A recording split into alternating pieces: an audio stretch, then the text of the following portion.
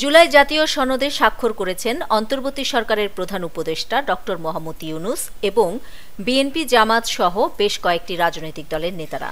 আজ শুক্রবার বিকেল 5:15টার দিকে সনদে স্বাক্ষর করেন তারা। সনদে গণ অধিকার পরিষদ, এবি পার্টি, গণসংহতি আন্দোলন ও নাগরিক ঐক্যের প্রতিনিধিরাও স্বাক্ষর করেছেন।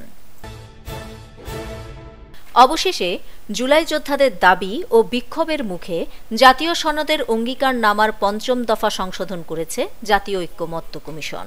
আজ শুক্রবার দুপুরে জাতীয় ঐক্যমত্য কমিশনের এক সংবাদ বিজ্ঞপ্তিতে এই সংশোধনের কথা জানানো হয়। এর আগে ৩ দফা দাবিতে জুলাই সনদ স্বাক্ষর অনুষ্ঠানের আগে সংসদ ভবনের সামনে জড়ো হওয়া জুলাই যোদ্ধা ব্যানারে কয়েকশো বিক্ষোভকারীকে ধাওয়া ও তাদের উপর লাঠিচার্জ করেছে আইনশৃঙ্খলা বাহিনী।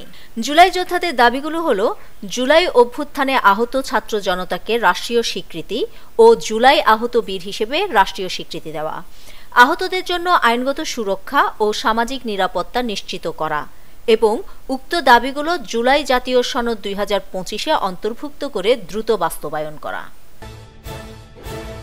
জাতীয় ঐক্যমত্যের নামে কিছু রাজনৈতিক দল জনগণের সঙ্গে প্রতারণা করে একটি কাগজে স্বাক্ষর করছে বলে মন্তব্য করেছেন জাতীয় নাগরিক পার্টি এনসিপির আহ্বায়ক নাহিদ ইসলাম।